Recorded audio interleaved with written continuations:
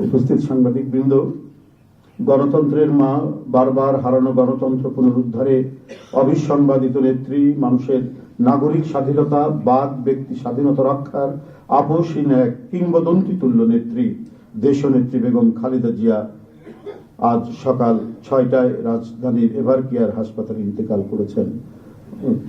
চিকিৎসক বৃন্দ যেটা ঘোষণা করেছেন 6টায়।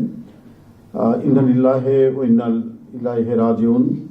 বাংলাদেশ জাতীয়তাবাদী দল বিএনপি এই হৃদয় বিদারক এবং মর্মস্পর্শী মৃত্যুতে গভীর শোক ও দুঃখ প্রকাশ করছে।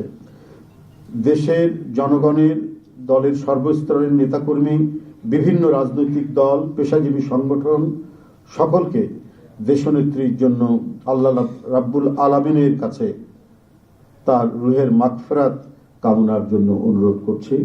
আজকে এই তাৎক্ষণিক যে সাংবাদিক সম্মেলন থেকে এখানে তাৎক্ষণিকভাবে যে কর্মসূচিটি প্রণয়ন করা হয়েছে তা আমি আপনাদের সামনে এখন উপস্থাপন করছি।